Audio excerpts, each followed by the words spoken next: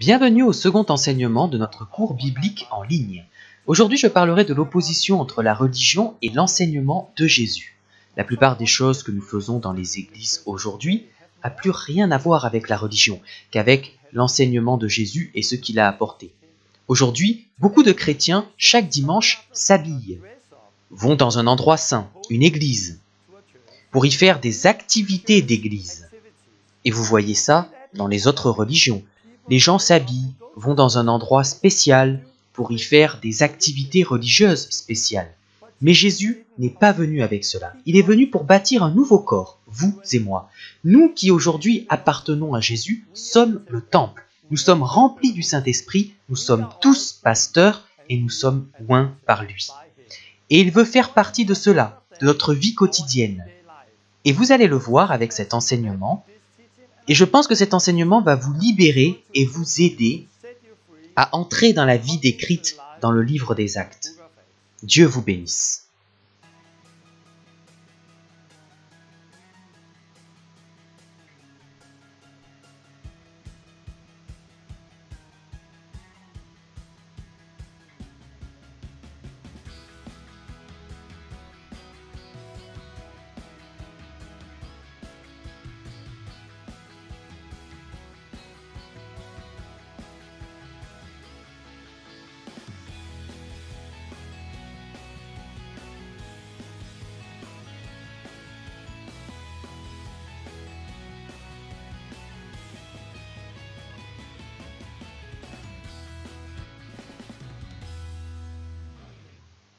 Rebonjour, c'est bon d'être avec vous. C'est le deuxième enseignement de notre école biblique, la Pioneer School, et je suis vraiment impatient de vous retrouver. La dernière fois, je vous ai fait un historique de l'Église, comme vous pouvez le voir derrière moi. Et j'ai eu de très bons retours. Beaucoup de gens m'ont dit que ça a été une révélation pour eux. Et d'une certaine façon, cela a confirmé beaucoup de choses qu'ils avaient dans leur cœur. Au début, ils ont eu du mal à voir exactement ce qui n'allait pas.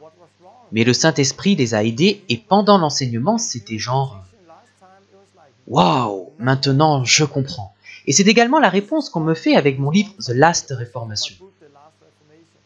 Car quand ils lisent mon livre ou écoutent l'enseignement, beaucoup de gens se disent « C'est ce que j'ai dans le cœur ». Je me suis posé les mêmes questions pendant des années et maintenant je comprends.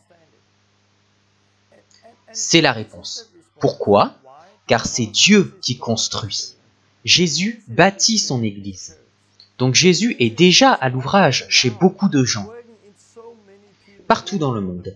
Et je pense que nous sommes face à la dernière réforme, et nous allons bientôt la voir exploser partout dans le monde. Car Dieu a travaillé durant l'histoire que je vous ai retracée, et il est encore à l'œuvre aujourd'hui. Et si vous voulez apporter votre aide, alors partagez ce message. Diffusez cet enseignement, parlez de la Pioneer School. Que beaucoup nous rejoignent pour voir cela s'accomplir maintenant. Voir à nouveau les gens pleins de zèle et vivre la vie telle que nous la lisons dans la Bible. D'une certaine façon, beaucoup de gens meurent dans les boîtes, dans les églises. On me demande « Pourquoi fais-tu cela ? Pourquoi veux-tu réformer l'Église ?» Je le veux car Jésus le veut. Je le veux car c'est le cœur de Jésus. Je le veux aussi car Jésus nous a appelés à faire des disciples. Et j'observe que ce système, la façon de faire actuelle, n'est pas efficace pour faire des disciples. Les gens se sont assis dans des églises pendant des années, mais ils ne savent toujours pas comment servir Dieu. Ils ne savent pas comment guérir les malades, chasser les démons, mener les gens à Christ. Et parce que beaucoup ne servent pas dans cette boîte, mais sont juste assis et observent les autres faire, ils meurent lentement. Car chacun de nous est appelé à servir Dieu. Chacun de nous est appelé à être utilisé par Dieu. Et si nous ne faisons que nous asseoir, écouter et rien faire, alors la vie nous quitte lentement. Nous avons besoin de cette réforme, car tellement de gens se sont enflammés pour Dieu. Mais aujourd'hui, ils meurent spirituellement, et beaucoup sont déjà morts. Nous disons qu'il ne faut pas s'éloigner de Dieu. Mais s'éloigner de Dieu, ce n'est pas quitter son Église. S'éloigner de Dieu, c'est abandonner l'amour d'origine. Donc vous pouvez continuer à aller à l'église, à lever les mains, à faire tout ce que vous avez fait pendant des années. Mais si l'amour pour Dieu a disparu, l'amour d'origine, l'amour de la prière, l'amour de la parole de Dieu, si cela a disparu, alors vous avez chuté. Et ce que je vois avec cet enseignement, nous voyons tellement de gens qui, d'une certaine façon, ont chuté. Ils viennent à l'église, mais ils sont morts spirituellement. Mais lorsqu'on les conduit, qu'on les entraîne, la passion revient. Juste avant, je parlais avec quelqu'un sur Facebook, un homme au Danemark. Je ne l'ai jamais rencontré, mais j'ai formé quelqu'un dans la rue, qui a formé quelqu'un d'autre, qui l'a ensuite formé lui. Il m'a contacté car sa vie a complètement changé. Et son témoignage est qu'il s'est assis à l'église pendant de nombreuses années. Il venait le mercredi, le dimanche. Il lisait la Bible genre 2 fois par an. Et puis soudain, une réforme débuta en lui. Soudain, il vit qu'il pouvait faire quelque chose. Il est sorti dans la rue, il a appris à guérir les malades. Et ça a changé quelque chose en lui. Sa vie a été bouleversée. Il voit des miracles tous les jours maintenant. Et ce ne sont pas seulement des miracles dans la rue. Ça a changé sa relation personnelle avec Dieu. Il m'a écrit que depuis de nombreuses années, il n'avait pleuré que quelques fois. Car il ne pouvait pas pleurer. Il pleurait seulement lorsque des membres de sa famille mouraient. Mais les 2 semaines qui ont suivi sa formation, il pleurait tout le temps. Et il pleure lorsqu'il lit la Bible. Il lit la Bible tous les jours maintenant. Il prie tout le temps maintenant et il pleure. Son entourage est sous le choc et il témoigne à l'église. Et il va emmener d'autres personnes dans la rue aujourd'hui. Et demain, il y emmène un pasteur. D'une certaine façon, ce qu'il s'est passé avec lui a transformé l'église entière. Car soudain, le feu est entré dans l'église. Et les gens ont vu que l'on peut faire quelque chose. Que l'on n'a pas à attendre. Nous l'avons déjà, il faut juste y aller. C'est son témoignage, mais celui qui l'a formé, lui-même formé par un ami, son témoignage est le même. Elle allait à l'église depuis des années, mais elle était spirituellement éteinte, il n'y avait plus de vie. Mais elle est sortie, a été formée et a vu que Jésus agissait. Et ces derniers mois, elle a mené des gens à Christ et baptisé des gens du Saint-Esprit, baptisé des gens dans l'eau. Et sa vie a été bouleversée. Et je vois que ces 2 personnes me disent la même chose. Que leur entourage leur demande « Qu'est-ce qui vous arrive? Dites-moi ce qui vous arrive. » Et ce ne sont pas des non-chrétiens qui demandent cela.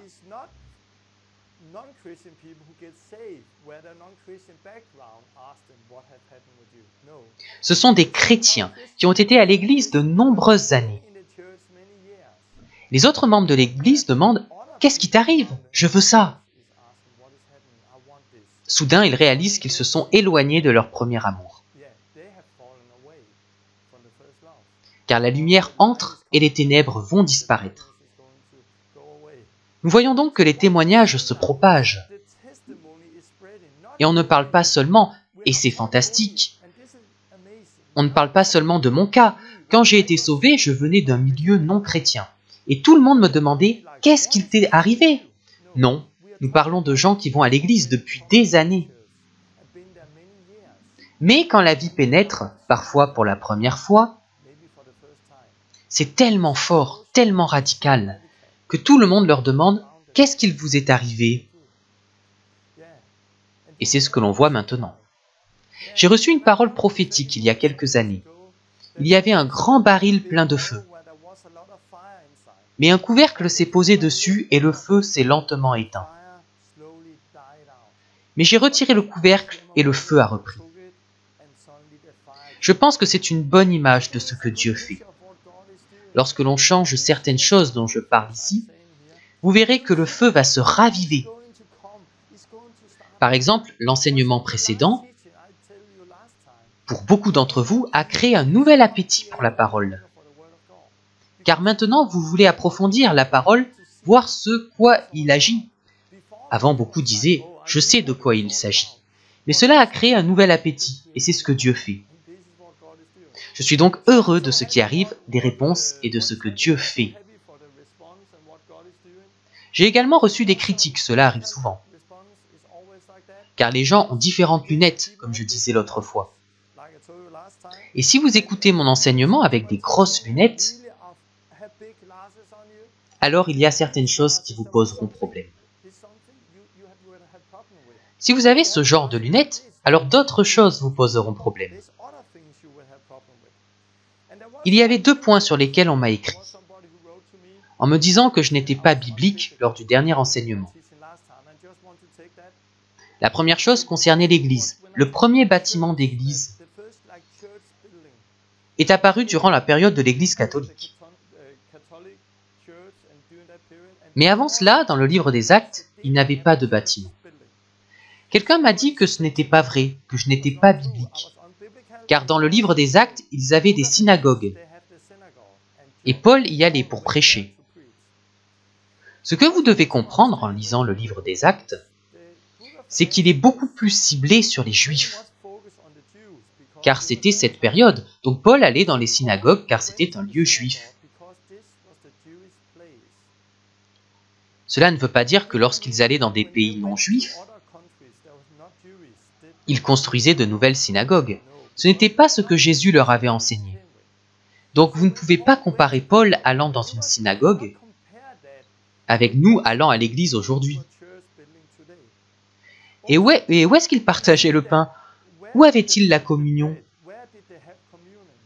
Ils faisaient ça dans des maisons. Pourquoi ne faisaient-ils pas la communion dans les synagogues? Car ils ne le pouvaient pas. La synagogue n'était pas pour la communauté chrétienne. Elle était pour la communauté juive, l'ancienne alliance. Et il n'y avait pas de partage du pain, car c'est venu plus tard avec Jésus. C'est arrivé avec Jésus et cela appartient à la nouvelle alliance. Et il faisait cela dans les maisons. Donc Paul a prêché dans les synagogues. Mais parce qu'il voulait que les gens comprennent que Jésus était le Christ et qu'ils se repentent, parfois il le chassait, parfois certains disaient « Je te crois, je veux te suivre ». Alors il suivait Christ, quittait la synagogue et partait avec lui. Donc la synagogue n'est pas l'église. Aussi, lorsqu'ils se réunissaient au temple, autour du temple, certains affirment que c'était un rassemblement chrétien, une église. Mais le temple, c'était là où ils prêchaient, guérissaient les malades et se rassemblaient. Mais ce n'était pas comme une assemblée d'église où ils rompaient le pain. C'était comme un marché aujourd'hui, où les chrétiens se rassemblent pour partager Jésus et prêcher la parole. Et les gens sont guéris et sauvés. Donc quand vous lisez la Bible, vous devez retirer vos lunettes pour comprendre ce que dit la parole. On m'a dit aussi que j'avais tort à propos du baptême des enfants. Car ils baptisaient des enfants dans la Bible. Ils prennent pour exemple que dans le livre des Actes, des familles entières étaient baptisées. On m'a aussi reproché de dire que les baptêmes d'enfants ont commencé après cette période. Il dit que ça a commencé avant, et il a raison. Il est dit que vers l'an 200, il y a eu les premiers baptêmes d'enfants. Mais ce que j'ai dit, c'est que cela a été accepté comme une doctrine plus tard, et c'est devenu partie intégrante de l'Église. Donc ce n'est pas que ces choses n'existaient pas avant Constantine, mais là, elles ont été acceptées en tant que doctrine. Donc certaines de ces choses existaient avant Constantine. Mais il ne baptisait pas de bébés dans le livre des Actes.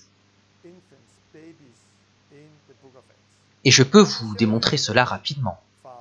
Par exemple, lorsque nous prenons le livre des Actes, chapitre 16, on y raconte que le geôlier et sa famille furent tous baptisés. Et les gens rajoutent souvent des choses pour que cela corresponde à leur doctrine. Il rajoute qu'il y avait des bébés dans la famille.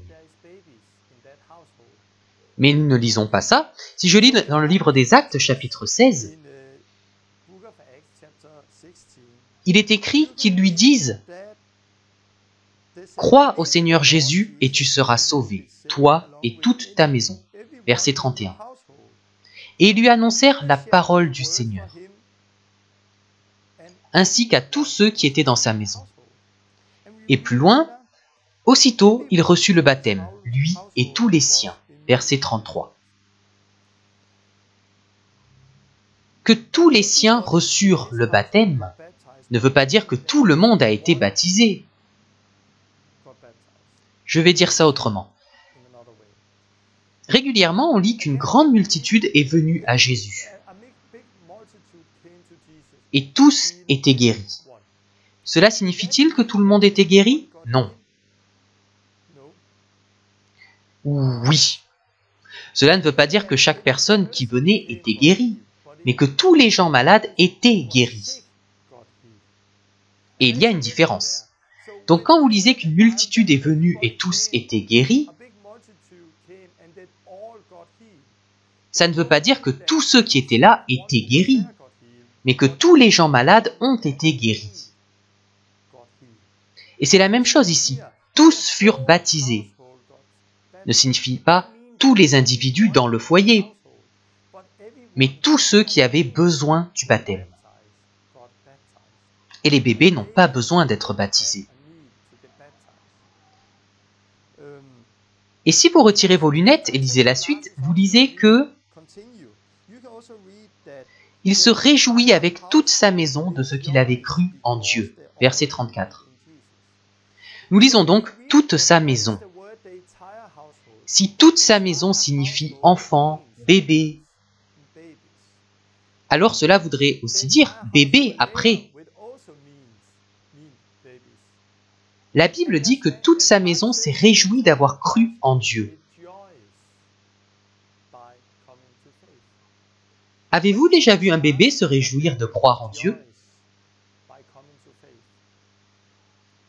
Quand? Jamais. C'est un exemple. Parfois, nous pensons qu'une chose n'est pas biblique. Il y a des gens très intelligents avec beaucoup de connaissances.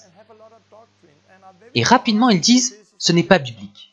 Mais c'est parce qu'ils ajoutent quelque chose au texte, pour que ça colle avec leur tradition. C'est un exemple pour dire que nous lisons Actes et nous oublions que c'est un endroit juif. Et nous faisons de la synagogue quelque chose qu'elle n'est pas. Et quand on lit sur les baptêmes, on ajoute au texte parce qu'on veut que ça corresponde à nos traditions. Je pense que nous devons simplifier les choses. Retirer les lunettes et simplement lire la parole, telle qu'elle est écrite, et y croire. N'essayez pas de changer la parole.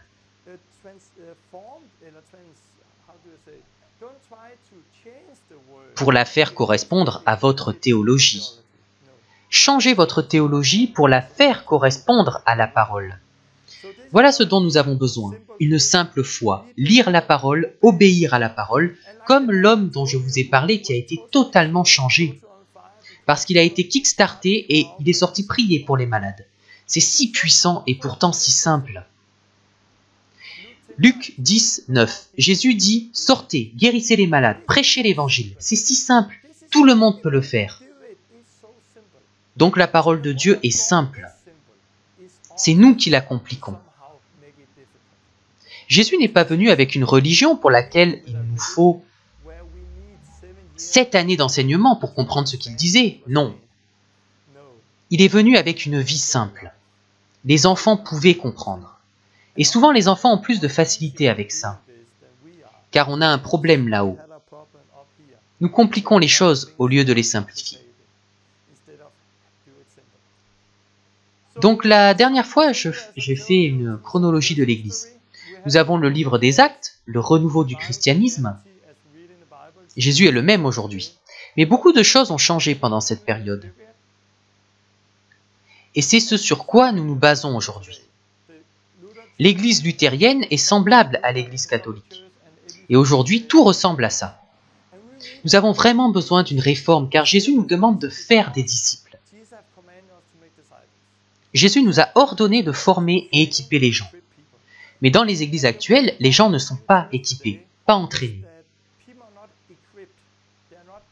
Ils s'assoient et écoutent quelqu'un. Nous devons changer de point de vue, former et équiper les gens. Nous devons sortir Jésus de la boîte pour qu'il fasse partie de notre vie quotidienne. Ce sont les choses que je vais partager avec vous maintenant. Je voudrais commencer avec mon témoignage. Ces dernières années, après avoir changé ma vision des choses, j'ai commencé à voir plus de témoignages, tels ceux du livre des Actes. Des témoignages où l'on voit que le Saint-Esprit nous guide, que les gens sont sauvés et que Jésus est le même aujourd'hui. Je vais vous le raconter car cela va m'aider pour mon enseignement. J'espère que vous êtes prêts. Il y a un an, mon père a vraiment rencontré Dieu. Il a été sauvé et je l'ai baptisé. Je viens d'un milieu non chrétien et lorsque j'ai été sauvé, mon père ne voulait pas que j'aie affaire avec l'Église. Mais il a changé et j'ai pu baptiser mon propre père. C'était génial. Environ 6 mois plus tard, j'étais chez mes parents. Nous parlions de Jésus et d'Israël. Car ils avaient été à une réunion où quelqu'un parlait d'Israël. Et j'ai dit à mon père, j'ai toujours rêvé d'aller en Israël, vraiment. Marcher là-bas, voir les lieux. Et je lui ai dit, je veux aller là-bas avec ma famille. Puis j'ai ressenti quelque chose et j'ai dit, et je pense que Dieu veut que j'aille là-bas bientôt. C'est sorti de moi car j'ai senti que c'était la volonté de Dieu. Mais je ne pensais pas que ça irait si vite. 2 jours après, j'ai reçu un appel. C'était une femme de Jérusalem, Israël, qui me dit « Je dois vous parler ». Il y a 2 jours, le même jour où j'étais chez mes parents. Le Saint-Esprit m'a réveillé et m'a dit « Tape Signs and Wonders dans YouTube ». Je l'ai fait et j'ai vu une de tes vidéos, puis ton site internet, et j'ai vu que c'était différent, il se passe quelque chose. J'ai noté ton numéro et le Saint-Esprit m'a dit que je devais t'appeler et t'inviter à Jérusalem pour vivre avec nous. Et j'ai dit, ok, super. Il y a 2 jours, j'étais chez mes parents. Je disais que je rêvais d'y aller. Donc, prions pour ça. Le lendemain, elle m'a écrit « Salut Torben, je viens de t'envoyer 2500 € pour que tu puisses venir avec ta famille. »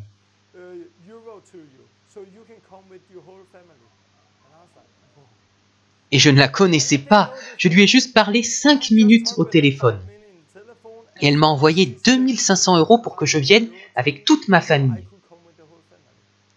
C'est ainsi que Dieu nous guide. Donc il y a 3 mois, j'étais à Jérusalem. Et avec ma famille, nous avons vécu dans leur maison pendant 1 semaine.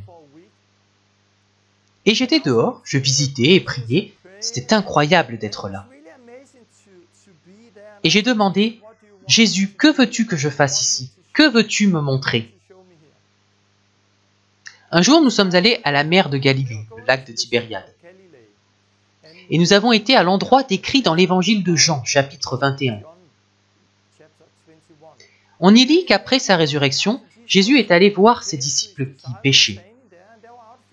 Il leur dit de jeter le filet de l'autre côté, et ils attrapèrent beaucoup de poissons.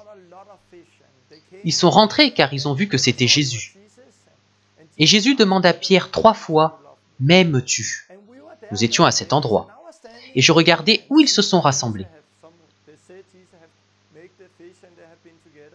Et c'était incroyable d'être ici. Une grande église catholique a été construite à cet endroit. Mais cela n'existait pas à l'époque. C'était dur de voir qu'à chaque endroit où il s'est passé des choses, il y a maintenant une énorme église catholique ou luthérienne.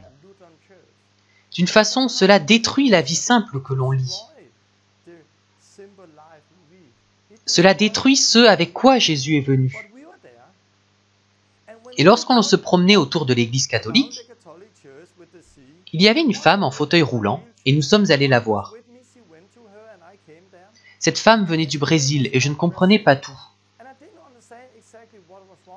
Seulement que son genou était cassé et qu'elle ne pouvait pas marcher. On m'a demandé si je pouvais prier. Alors j'ai posé mes mains et prié et plein de choses se sont passées.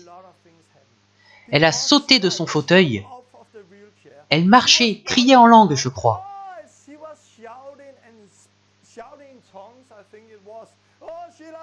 Et disait plein de choses que je ne comprenais pas. Puis beaucoup de gens sont venus. Il y avait un groupe de Chine qui prenait des photos. Elle marchait autour de la chaise vide et criait, criait. Puis un prêtre est sorti de l'église catholique. Chut, silence, silence. Il portait de grands et beaux habits et cette image était incroyable. J'ai vu ensuite un panneau disant « Silence, s'il vous plaît », dans 3 langues différentes. Mais elle s'en fichait, elle était tellement heureuse. Et cet homme « Silence, silence !» Puis le reste du groupe est venu et quelqu'un a pu traduire.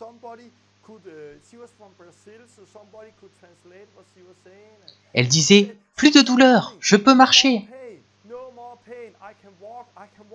Puis un autre est venu. « Pouvez-vous prier pour moi ?» Et il a été guéri. Puis un autre qui avait une canne. J'ai prié et il a été guéri. Un autre. Je suis le pasteur. Je vous invite au Brésil. Un autre. Pouvez-vous prier pour moi? Je veux ce que vous avez. Je crois qu'il faut prier pour que les gens reçoivent le Saint-Esprit, mais pas l'onction. Comme aujourd'hui dans les églises. Nous verrons cela après. Mais j'ai juste posé mes mains sur lui et je ne sais pas ce qui s'est passé. Il a dû être délivré et il est tombé au sol. Il était allongé sur le sol devant l'église catholique. C'était incroyable et d'un coup, tout le monde me regardait. Certains prenaient des photos et je me suis dit, je dois partir. C'était trop. Donc je suis parti. J'étais sous le choc. Je l'ai en vidéo sur le site Miracle in Israel.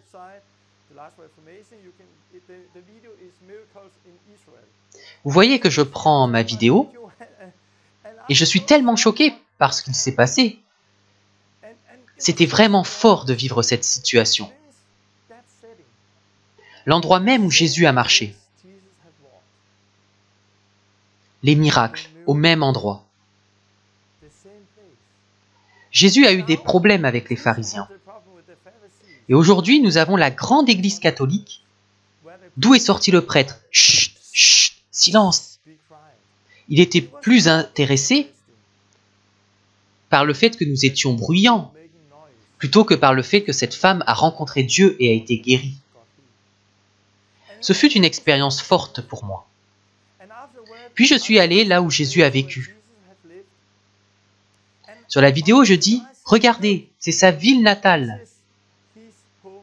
Là où il a vécu. Aujourd'hui, il ne marche pas sur terre. Mais si, bien sûr, pardon, Jésus marche ici sur terre. Je suis son corps, vous êtes son corps. Donc Jésus guérit encore des gens en Israël aujourd'hui. En ce moment, il guérit des gens partout dans le monde. Pourquoi? Car il n'a pas changé. Nous sommes son corps. C'est la vie chrétienne normale. Le dernier jour, nous avons vu beaucoup d'autres choses arriver. Le dernier jour, j'étais sur le mont du Temple, là où était le Temple. Bien sûr, il y a eu des destructions, donc ce n'était pas exactement ces pierres. mais c'est l'endroit où était le temple. Et j'étais assis sur ce mont du temple où il y a aujourd'hui 2 mosquées. Et je regardais. Et genre ici, juste ici, était situé le Saint des Saints. Ici était le temple. Soudain, c'est venu à moi. Le temple n'est plus là. Mais il est, car je suis ici. Je suis ici, donc le temple est ici, car je suis le temple. Le Saint-Esprit est là, car il est en moi. Ce sont ces choses que je veux partager avec vous. La révélation de « nous sommes le temple », la révélation de « nous sommes le corps », la révélation de « le Saint-Esprit est en nous ». Nous sommes le corps du Christ. Et cette mentalité, cette compréhension va libérer tellement de gens quand ils commenceront à la comprendre. Mais d'une certaine manière, à travers nos lunettes religieuses, à travers les cultes, beaucoup de gens ont entendu que le temple n'est pas un lieu. Vous êtes le corps. Mais ils ne le comprennent pas. Ils ne le voient pas. Je veux donc vous montrer avec quoi est venu Jésus. Et vous provoquer comme l'autre fois. J'espère que vous êtes prêts. Je veux d'abord vous donner la vraie signification de mots tels que « église », etc. Et bien sûr, il y a toujours des gens qui pensent autrement. Mais ceci est la vraie signification. Quand je dis « église », je voudrais juste dire que ces vidéos sont en haute définition. Donc vous pouvez augmenter la qualité. Et vous verrez ce qui est écrit derrière.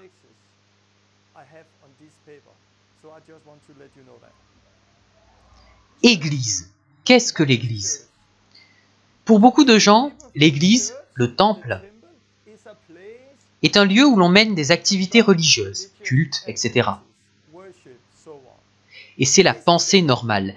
Si vous dites « Église » aux gens, ils pensent à un bâtiment dans lequel vous faites des activités religieuses.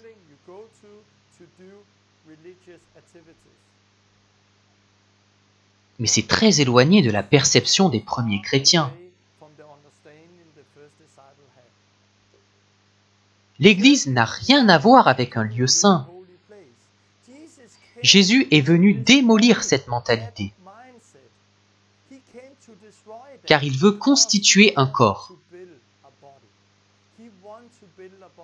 Le temple n'est pas là-bas, car il est ici. Nous sommes le temple de Dieu. Nous le savons quelque part. Mais à travers nos activités religieuses et notre façon de faire, nous créons une autre mentalité. Car nous n'apprenons pas seulement de ce que nous entendons, mais également de ce que nous voyons. Donc vous pouvez aller dans une église pendant des années et vous entendez régulièrement que l'église n'est pas ce lieu. L'église, c'est vous. Mais par notre vie, nous montrons que nous n'avons pas compris. Par exemple, je connais beaucoup de gens qui se rassemblent entre amis, parlent de Jésus, partagent des témoignages et en tirent beaucoup de bien. Mais ils ne diront pas que c'était une église.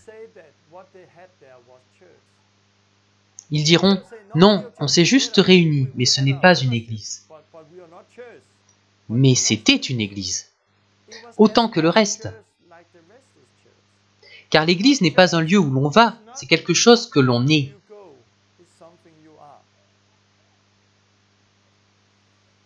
Ensuite, lorsque je parle de prêtre ou pasteur, la plupart des gens pensent que c'est quelqu'un d'éduqué, qui a une vocation particulière. qui baptisent et partagent la communion, et qui se positionnent entre nous et Dieu, en quelque sorte. Et cette mentalité est tellement éloignée de l'enseignement de Jésus. Nous avons construit des bases très éloignées de la parole de Jésus. Dans la Bible, vous lisez qu'il y avait un grand prêtre, Jésus-Christ. Quand ils utilisent le mot prêtre, cela concerne le corps du Christ, le sacerdoce du Christ. Nous sommes tous prêtres. Mais avec l'Église catholique est apparu un intermédiaire entre Dieu et les gens. C'était seulement quelques personnes sélectionnées qui étaient prêtres. Et ils avaient une onction spéciale. C'était eux qui pouvaient baptiser, eux qui partageaient la communion. Ils se plaçaient donc entre Dieu et les hommes. Pendant cette réforme, Luther a instauré la prêtrise de tous les croyants. C'est-à-dire que nous n'avons pas besoin de prêtres entre Dieu et nous. Nous avons Jésus-Christ. Il a changé cela pour que nous n'ayons pas besoin d'intermédiaires. Mais il n'a pas changé les relations horizontales. Pas besoin de prêtres entre Dieu et nous. Nous avons une relation directe. Mais il n'a pas dit que nous étions tous prêtres, que nous pouvions tous baptiser. Et cette mentalité reste chez les gens. Une femme m'a appelé, m'a dit « J'ai un fils qui... » Et je le connais bien, il a rencontré Dieu lors d'une de nos réunions. « Mon fils de 19 ans a le feu, il veut être baptisé, je peux le faire ?» Et j'ai dit « Oui, vous pouvez. » « Oui, je sais que je peux, mais en suis-je capable ?»« Oui, vous pouvez. Jésus vous a commandé de faire des disciples et baptiser. » « Oui, mais ce n'est pas pareil qu'un prêtre. »« Nous sommes tous prêtres, vous pouvez le faire. »« Oui, mais vous pouvez le faire. » Mais elle ne l'a pas fait. Pourquoi? À cause de ses lunettes. Car son parcours, son milieu a façonné l'idée qu'il y a des gens spéciaux qui ont un appel spécial, qui peuvent le faire. Et nous, laïcs, ne pouvons pas. Jésus déteste cette doctrine. Je crois qu'il a été à l'encontre de cela. Il a lavé les pieds des disciples. Il veut nous montrer que nous sommes tous frères, tous prêtres, avec un grand prêtre, Jésus-Christ. Tout le monde peut baptiser. Tout le monde peut faire un ministère. Rien dans le royaume de Dieu ne dit que certains sont appelés et d'autres non. Et cet état d'esprit limite leur développement. Aujourd'hui, le développement se limite à une église, au culte et à un prêtre. Donc aujourd'hui, quand les gens veulent recevoir Jésus, parce qu'on n'a pas fait de disciples, on se dit « Ok, je vais t'emmener chez des gens qui peuvent le faire. » Et je pensais aussi comme ça. Je me souviens la première fois où j'ai chassé un démon, où on commençait à comprendre que Jésus veut faire partie de notre quotidien. Donc on faisait une réunion chez nous. Et soudain, une femme est tombée. Elle tremblait et hurlait en anglais, avec une voix grave d'homme. Je n'avais jamais essayé, donc j'étais là. « Waouh, un démon, un démon !» Et elle hurlait « Va en enfer !» Et ma première pensée a été « Oh, j'ai besoin d'un prêtre !» Pourquoi ai-je pensé cela? J'avais le Saint-Esprit en moi, j'étais un prêtre. Je n'avais pas l'éducation, mais Dieu m'a appelé en tant que prêtre. J'étais ordonné, pas par un système, mais par Dieu. Car quand j'ai été sauvé, j'ai été appelé, j'ai été ordonné. Je suis devenu prêtre et j'ai reçu le Saint-Esprit. Donc j'avais déjà tout. Mais à cause de mes croyances, quand c'est arrivé, j'ai pensé « il me faut un prêtre ». Non, je n'ai pas besoin de prêtre, j'ai juste besoin d'apprendre en pratiquant. Donc, car il n'y avait pas de prêtre, et on peut s'en réjouir aujourd'hui. Il n'y avait personne d'autre que moi, j'ai donc été poussé en quelque sorte. Où est le prêtre?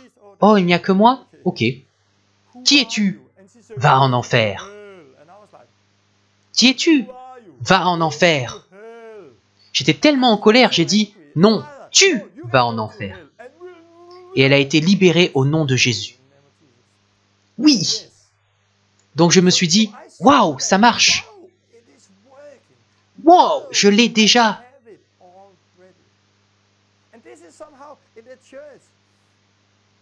Et dans beaucoup d'églises aujourd'hui, vous devez être ordonné pour faire un ministère. Mais dans le livre des Actes, ils n'étaient pas ordonnés, ils étaient appelés. Oui, je crois à un appel, mais pas pour quelques personnes sélectionnées, pas pour une organisation. Nous sommes appelés par Dieu. Chacun de nous est appelé à faire un ministère. Mais beaucoup pensent que pour faire un ministère, il faut construire, il faut la bonne éducation. Et ils finissent avec leurs lunettes et ont besoin d'être dans cette boîte. Mais Jésus n'est pas venu avec les boîtes. Il veut faire partie de notre vie quotidienne. Ensuite, culte. Quand on parle de culte, dans notre esprit, c'est un moment spécial où des gens choisis font des choses spéciales que les autres ne peuvent pas faire. Nous pensons que le culte est un moment spécial, dans un endroit spécial, où des gens spéciaux font des choses spéciales que vous et moi ne pouvons pas faire. Et c'est ancré dans nos esprits. Donc nous allons à une réunion et nous célébrons un culte et on s'attend à ce que Dieu travaille, et c'est bien. Mais qu'en est-il de lundi, de mardi, de mercredi, du quotidien avec Jésus? On ne s'attend pas à ça lorsqu'on se rassemble. Hier, j'expédiais des livres. Et devant moi, à la poste, il y avait un garçon. Hé, je le connais, parce qu'il y a 2 mois, je l'ai emmené dans la rue. Je l'ai entraîné pendant quelques jours. Et des gens ont été baptisés et sauvés. Et il a vu tout ça. Il a été sauvé dans une autre ville, puis a déménagé ici. Et il va dans une autre église. Je lui ai dit, « Hé, allons boire un café !» Donc on est parti boire un café. Et qu'est-ce qu'on faisait? Une église. On a parlé de Jésus, je l'ai enseigné, on a témoigné. Il m'a donné en retour. J'étais exalté après avoir parlé 1 heure avec lui. Et j'ai vu que sa vie a complètement changé le mois dernier, après notre rencontre. Il m'a remercié et m'a dit, « Ça a tout changé. Merci parce que tu veux faire des disciples et pour ce que tu m'as donné. » Et pour moi, pendant de nombreuses années, je n'ai pas fait de disciples. Car pour moi, il fallait être ordonné. Il fallait être prêtre. Cela devait se passer un dimanche, pendant une réunion. Et nous limitons tellement Dieu avec cette mentalité. Maintenant, je comprends qu'on est disciple au quotidien. Quand vous êtes avec des gens, parlez-leur de Jésus, faites des disciples. Et cette personne ne faisait pas partie de mon église, mais d'un autre groupe. Mais cela commence déjà à affecter son propre groupe. Nous sommes donc appelés à faire des disciples. Et notre centre d'intérêt a toujours été l'Église, plutôt que simplement faire des disciples. Et c'est un travail quotidien. Mais à travers l'histoire, l'Église est devenue quelque chose qu'elle n'était pas. Le culte est devenu quelque chose qu'il n'était pas.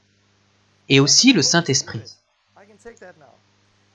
Quand je parle du Saint-Esprit, l'onction, beaucoup pensent que c'est seulement pour certaines personnes, à des périodes spéciales. Et ils ont parfois ça de l'Ancien Testament. Il y avait le temple, les prêtres rentraient, et les prophètes de l'Ancien Testament étaient oints par Dieu, par un prophète. Et aujourd'hui, dans certaines dénominations, nous avons de nombreuses réunions où les gens viennent pour être oints. Et c'était mon expérience dans l'église. Quand j'ai été sauvé, je courais d'une réunion à une autre, d'une conférence à une autre. Pourquoi? Parce que je voulais que l'homme de Dieu m'impose les mains pour pouvoir être loin. Et j'ai compris que cet état d'esprit a détruit cette église et cette dénomination d'une certaine manière. Car aujourd'hui, beaucoup de gens vont de conférence en conférence, de réunion en réunion, pour recevoir quelque chose qu'ils ont déjà. Si vous êtes sauvé, si vous êtes baptisé du Saint-Esprit, vous avez l'onction. Car dans le Nouveau Testament, quand il parle d'onction, cela se réfère au Saint-Esprit. Lorsque vous recevez le Saint-Esprit, vous obtenez le même pouvoir que celui qui a ressuscité Jésus. Vous n'avez donc pas besoin d'une nouvelle onction, car il n'y en a pas. Quand vous lisez dans le Nouveau Testament qu'il impose les mains, je crois à l'imposition des mains et à la prière pour que les gens reçoivent le Saint-Esprit. Mais c'est quelque chose que vous faites une fois et vous l'avez. Et pour être rempli par l'Esprit, ce n'est pas quelque chose que vous recevez de l'extérieur. Ça jaillit de votre être intérieur. Quand vous donnez. Quand vous donnez ce que vous possédez déjà, alors vous allez recevoir. Donnez et il vous sera donné. Ça ne concerne pas l'argent, ça concerne la vie. Vous voyez? Il y a donc cet état d'esprit aujourd'hui, où les gens croient que l'Église est un bâtiment. Les prêtres sont des personnes spéciales, choisies. Le culte doit se passer le dimanche dans une assemblée, dans un ordre bien établi. Et le Saint-Esprit est seulement pour quelques privilégiés. Et ce n'est jamais pour moi. Donc les gens perpétuent leurs activités religieuses. Ils vont à l'église pour faire des activités religieuses, au service du dimanche. Ils sont là pour écouter le prêtre qui fait tout. Et le Saint-Esprit, oui, nous allons aux réunions pour que quelqu'un prie pour nous. Car nous espérons qu'un jour nous recevrons quelque chose, pour que nous puissions sortir et servir Dieu. Je vois de nombreux fruits avec nos formations. Et nous avons beaucoup de témoignages des gens avec lesquels nous travaillons, où des gens sont sauvés, guéris et délivrés au quotidien. Nous n'utilisons jamais le mot onction. Nous ne parlons jamais de don. Nous le faisons simplement. Nous le vivons. Car vous avez tous les dons par Jésus-Christ. Vous avez tout. Tous les dons sont là. Certains diront, oui, mais tout le monde n'a pas le don de guérison. Non, mais vous n'avez pas besoin de ce don pour guérir les malades. Quoi? Vous n'avez pas besoin du don. Je m'explique. Tout le monde est-il évangéliste? Non. Tout le monde peut-il évangéliser? Oui. Tout le monde est-il prophète? Non. Tout le monde peut-il prophétiser? Oui. Tout le monde a-t-il le don de guérison? Non. Tout le monde peut-il guérir? Oui. Comment ça marche? Si vous lisez Éphésiens 4, 11, Dieu parle des dons qu'il a donnés à son Église. Des dons pour équiper les saints pour leur ministère. Donc vous n'avez pas besoin du don de guérison pour guérir les malades. Voici les miracles qui accompagneront ceux qui auront cru. Marc 16, 17. Vous êtes nés de nouveau? Vous croyez? Alors agissez selon la parole. Mais si vous le faites beaucoup et commencez à équiper les autres, alors cela devient un don. Alors c'est un don. Ce n'est pas parce que vous guérissez que « Oh, vous avez un don !» Non, tout le monde peut le faire. Donc j'utilise parfois les dons de Dieu. Comment? En équipant et en formant les autres. Je le fais en parole, pas en acte. Suivez-moi, je leur montre comment faire et ils continuent. Je ne leur impose pas les mains pour qu'ils reçoivent quelque chose que j'ai. Des gens me contactent. Je veux recevoir ce que tu as. Vous pouvez recevoir le Saint-Esprit. Vous pouvez être délivré. Vous pouvez être guéri. Je peux prier pour vous. Mais si vous avez déjà le Saint-Esprit, il ne vous faut rien de plus.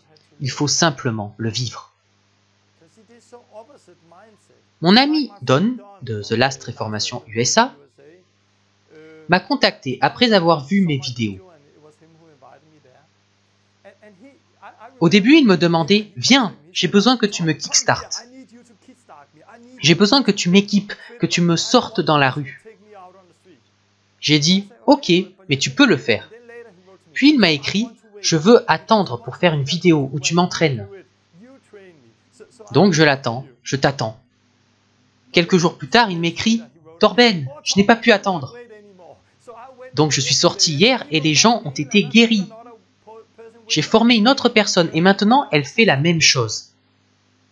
Il n'a pas su, il n'a pas pu attendre, il n'avait pas besoin d'attendre. Quand j'y suis allé, ce n'était pas pour lui imposer les mains et lui donner une nouvelle onction. Je suis juste venu l'aider, lui montrer ce que l'on a déjà. Donc si en voyant cette vidéo, vous vous dites « Oh, j'attends une nouvelle onction, quelque chose de nouveau », non, vous n'avez pas besoin d'attendre de recevoir l'enseignement avant de pouvoir le faire. Lisez le livre des Actes, les paroles de Jésus, et faites-le. C'est simple, lisez et agissez selon la parole. Lorsque l'on change cette mentalité, souvent l'esprit religieux est changé et on commence à vivre. Oui, vous pouvez aller à l'église le dimanche. Oui, il peut y avoir un prêtre, un culte.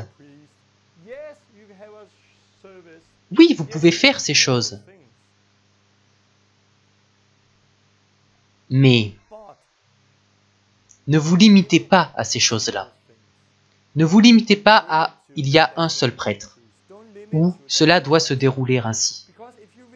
Dans le livre des Actes, combien de passages se passent pendant une réunion d'église? Aucun.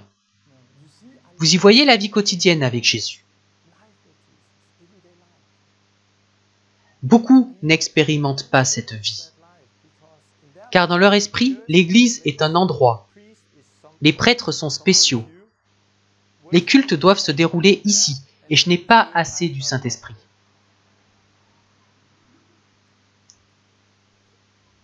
J'appelle ces choses religion. C'est de la religion. Ce n'est pas ce qu'a apporté Jésus. Cela ne fait pas partie de l'enseignement de Jésus. Jésus est venu non pour établir une nouvelle religion, mais pour établir un royaume très différent de toutes les autres religions. Mais si vous regardez ce que nous faisons dans les églises, il y a souvent peu de différence entre une réunion d'église et une mosquée. Ils se rassemblent, ont un bâtiment et font ces choses. Mais Jésus est venu avec quelque chose de très différent. Il veut être la tête du corps, un corps qui travaille. Ce n'était pas juste une adhésion, mais un corps vivant. C'était l'amour, une famille, et pas juste des membres. Donc, qu'a apporté Jésus lorsque l'on parle d'église? Il est venu fonder une nouvelle église.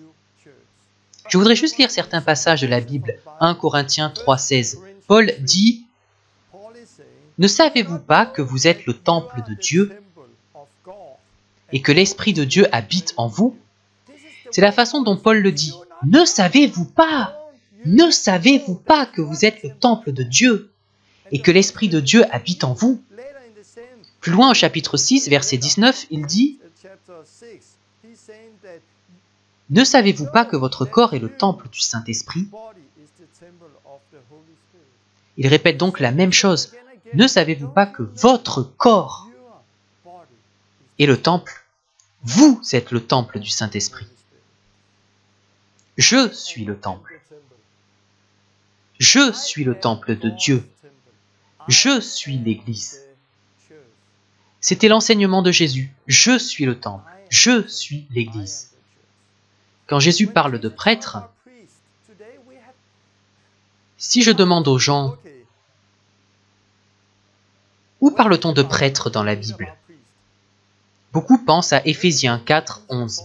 « Et il a donné les uns comme apôtres, les autres comme prophètes, les autres comme évangélistes, les autres comme pasteurs et docteurs. » Pasteur est parfois traduit par berger. Nous avons des bergers dans chaque église aujourd'hui. Le seul passage de la Bible où vous retrouvez ce terme, berger, En grec, poimenas, et dans Éphésiens 4, 11. Non, vous le retrouvez ailleurs, mais à chaque fois, cela se réfère à Jésus. Il est le berger. Le seul verset où vous retrouvez le mot berger, qui ne se réfère pas à Jésus, est dans Éphésiens 4, 11. Et de ce simple mot, nous avons construit toute une église. À partir de ce seul mot. Dans le contexte, vous ne lisez pas comment les choses sont organisées.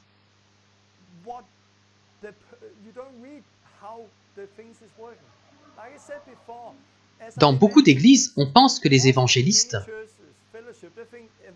sont ceux qui voyagent et évangélisent. Non. Ceux qui évangélisent sont des disciples. Un évangéliste est quelqu'un qui équipe les saints pour aller évangéliser. Mais dans notre état d'esprit, lorsque nous lisons ce mot, nous avons nos lunettes et nous pensons « berger ». C'est un prêtre qui a une église, qui est ordonné, est éduqué, a un appel spécial pour faire ces choses. Non. Vous lisez dans la Bible que nous sommes bergers, nous sommes tous prêtres. Il y a des leaders dans la Bible, comme les évêques et les eunuques. Mais c'était différent à l'époque. Et dans mon livre, The Last Reformation, j'en parle aussi.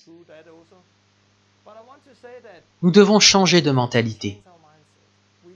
Nous devons revenir à la prêtrise de tous les croyants. Car chacun est appelé à servir. Si nous voulons voir des fruits et voir les églises grandir, nous devons comprendre que chacun est prêtre, chacun peut baptiser, chacun peut faire la communion et toutes ces choses. Il n'y a rien dans la Bible à propos de profanes et de ministères. Il y a bien sûr des leaders que nous devons aussi respecter, mais ils ne se tiennent pas au-dessus de nous. Et ils n'ont pas plus d'autorité que nous dans le royaume. Non, ils sont avec nous pour nous aider et nous montrer le chemin.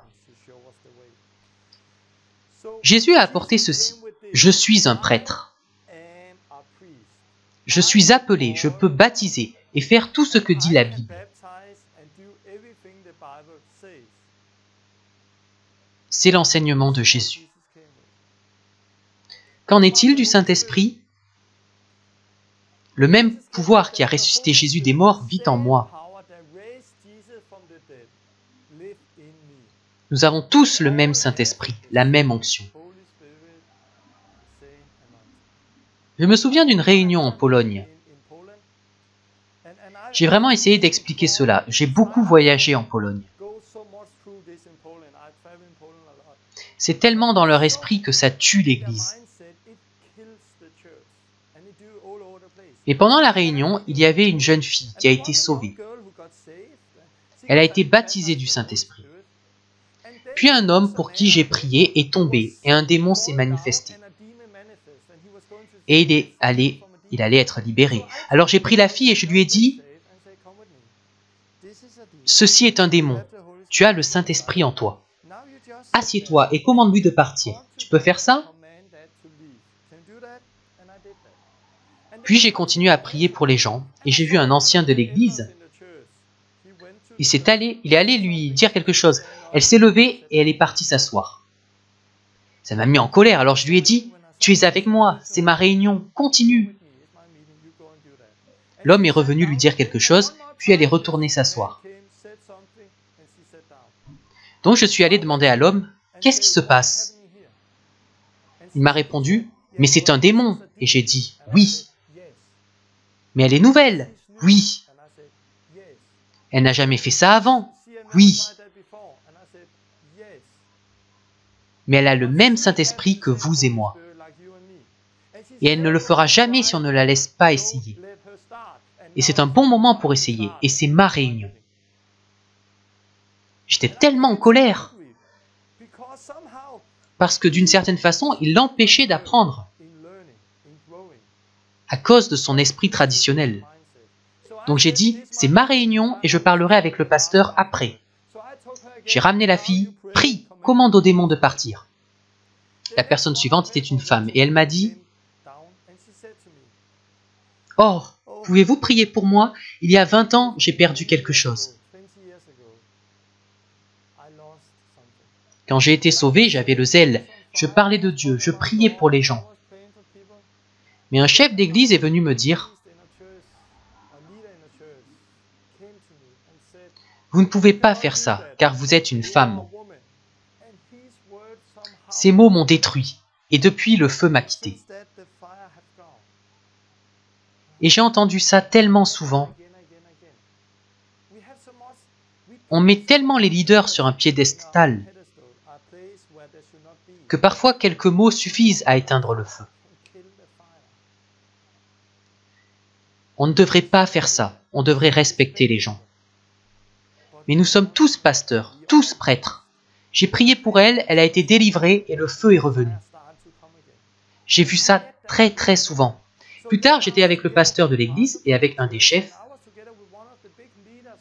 du mouvement pentecostal de Pologne. Nous étions dans un café et je leur ai dit, « Vous avez un problème ici. Vous savez que vous ne faites pas de disciples. Pourquoi ne laissez-vous pas n'importe qui baptiser, par exemple ?» Et le prêtre, un bon ami, je le respecte en tant qu'ami, mais pas sa vision des choses. Il m'a dit, « Oui, Torben, mais ils n'ont jamais fait ça. » Et j'ai dit, « Non, et ils ne le feront jamais si tu ne les laisses pas faire. » Oui, mais les gens sont faibles, ils font des erreurs. Et ils ne sont pas prêts pour ça. Ils ne seront jamais prêts si vous ne les formez pas. Laissez-les apprendre en faisant. Laissez-les grandir en faisant. Puis il a dit quelque chose de tellement choquant. Et ça montre à quel point vous pouvez avoir des lunettes. Car il m'a dit, « Torben, qui a baptisé Jésus ?» Ce n'était pas une femme, ce n'était pas n'importe qui. C'était Jean le Baptiste, c'était un prophète. Et Jésus a attendu 30 ans pour être baptisé. Donc on ne doit pas baptiser les gens immédiatement. Et j'étais choqué, sincèrement. Comment un homme avec une grande église, intelligent, avec une grande connaissance de la Bible, peut-il dire une chose pareille? On ne peut pas prendre Jésus en exemple, attendant 30 ans pour être baptisé. Aujourd'hui, pour dire que les gens ne doivent pas être baptisés immédiatement. Et vous ne pouvez pas prendre l'exemple de Jean, c'était spécial.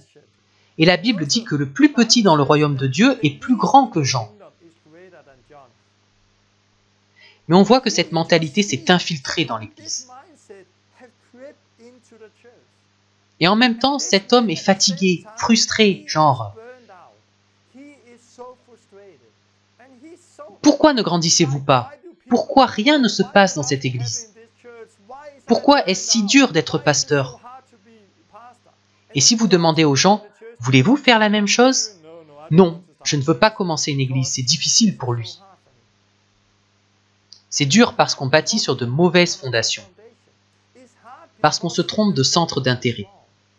Oui, il y a des leaders dans l'église, et oui, il y a des pasteurs. Mais c'est une fonction, pas une position. Pasteur est une fonction, pas une position. Évangéliste n'est pas une position. Prophète n'est pas une position, c'est une fonction dans l'Église.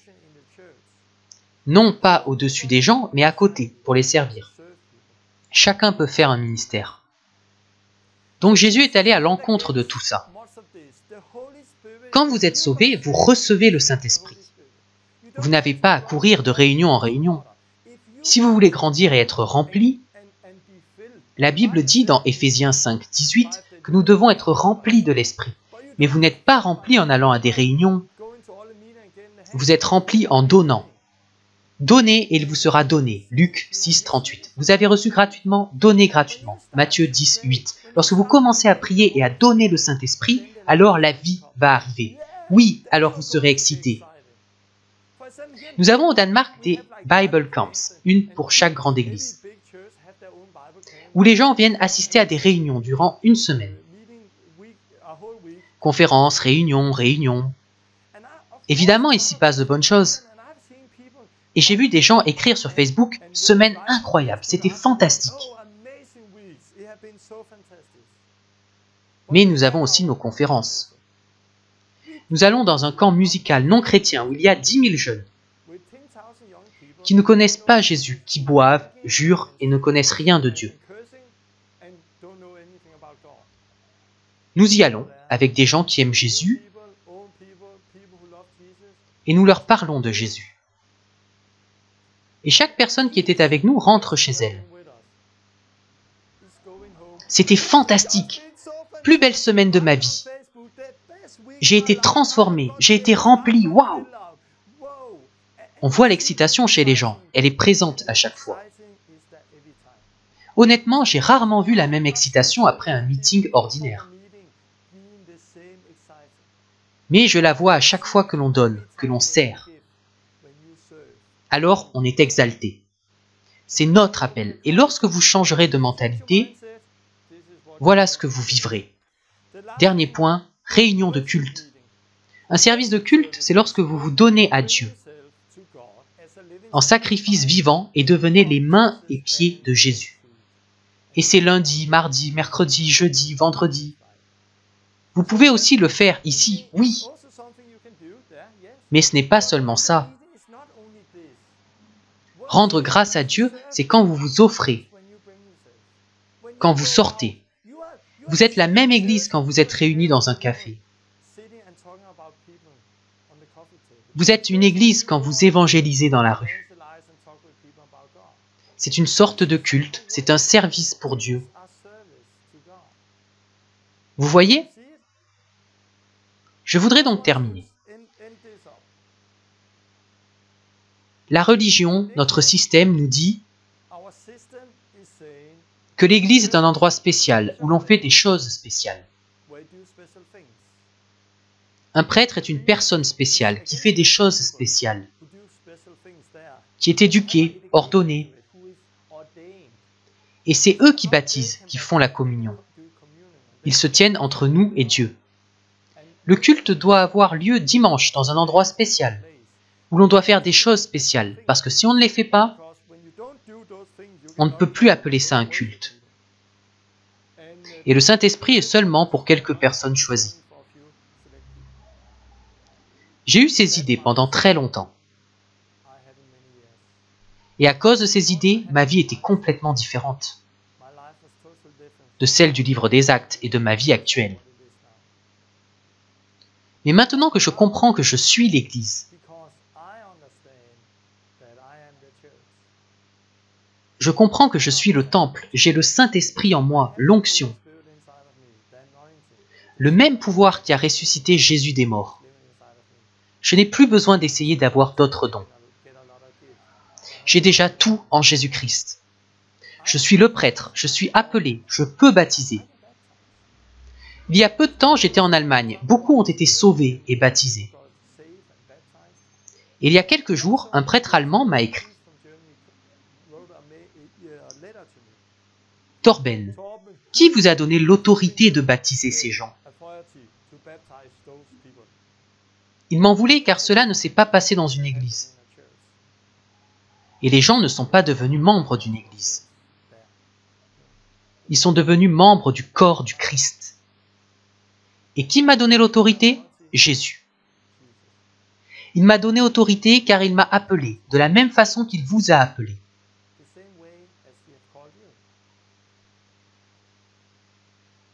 Je suis le prêtre, je suis l'Église, j'ai le Saint-Esprit. Le culte, c'est la vie, au quotidien.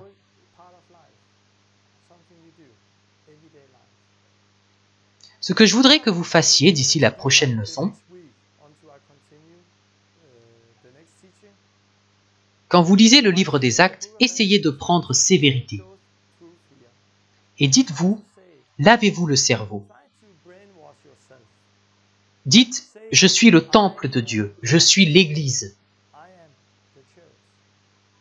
Dites-vous cela au supermarché, dans la file d'attente.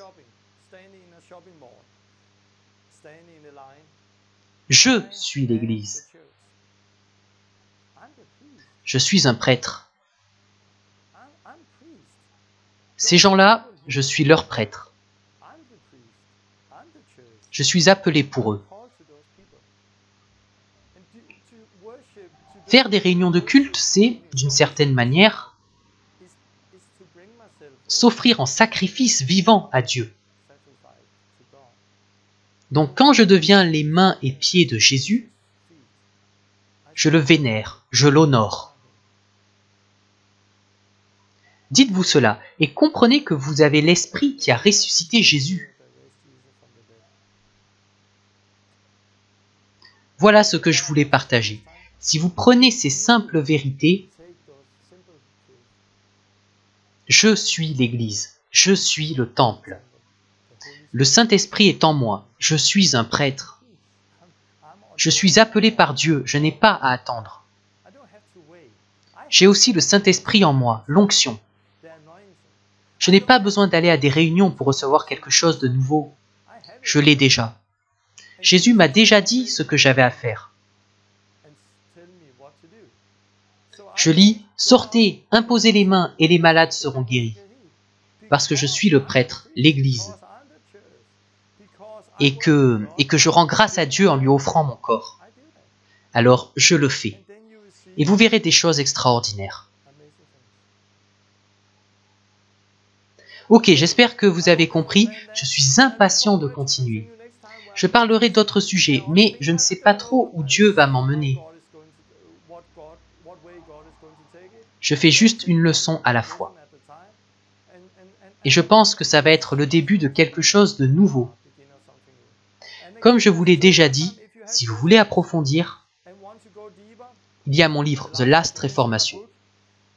Souvent, les gens achètent le livre puis le donnent à d'autres personnes. Une personne en Hollande en a commandé 5, puis 5 autres, car elle voulait que des gens le lisent, parce que ça change quelque chose en vous. Parce qu'il y a un désir de liberté, de retrouver le feu. Un désir d'être utilisé par Dieu. Et vous qui êtes prêtre ou pasteur et qui avez peur de tout ça,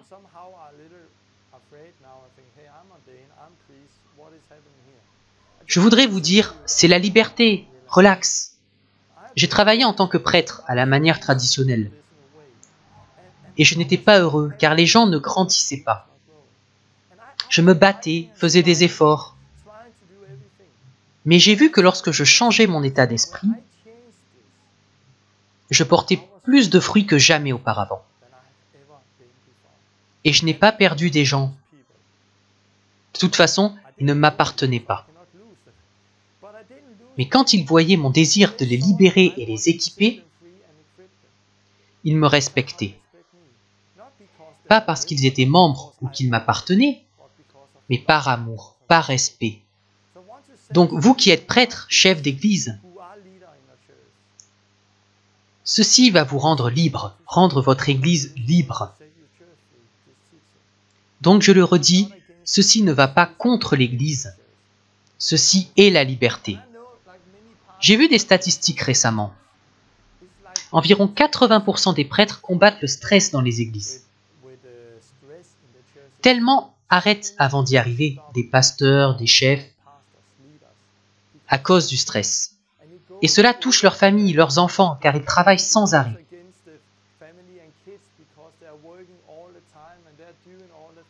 Et c'est un boulot ingrat d'être prêtre dans le système traditionnel. Mais Jésus n'a pas apporté un travail ingrat.